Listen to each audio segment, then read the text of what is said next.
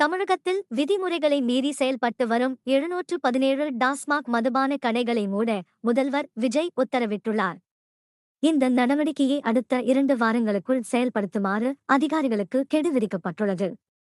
தமிழக அரசு வெளியிட்டுள்ள அறிக்கையில், தமிழக மாநில வாணிபக் கழகத்தின் கீழ் தற்போது 4765 மதுபான சில்லறை விற்பனைக் கடைகள் செயல்பட்டு வருவதாக தெரிவிக்கப்பட்டுள்ளது. வழிபாட்டுத் தலங்கள், கல்வி நிறுவனங்கள் மற்றும் பேருந்து நிலையங்கள் அருகிலிருந்து 500 மீட்டர் வரையிலான தூரத்தில் உள்ள டாஸ்மாக் கடைகளை ஆய்வு செய்து அறிக்கை சமர்ப்பிக்குமாறு முதல்வர் விஜய் ஏற்கனவே உத்தரவிட்டிருந்தார். அதனைத் தொடர்ந்து நடைபெற்ற ஆய்வில் மாநிலம் முழுவதும் 717 டாஸ்மாக் கடைகள் விதிமுறைகளை மீறி செயல்பட்டு வருவது கண்டறியப்பட்டது. இந்த கடைகள் அனைத்தையும் 2 வாரங்களுக்குள் மூட நடவடிக்கை எடுக்கப்படும் எனவும் அரசு தரப்பில் தெரிவிக்கப்பட்டுள்ளது.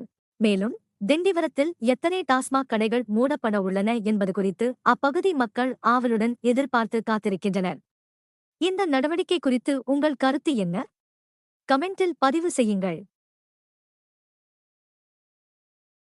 மேலும் செய்திகளுக்கு திண்டிவனம் செய்திகள் சேனலை சப்ஸ்கிரைப் பண்ணுங்க.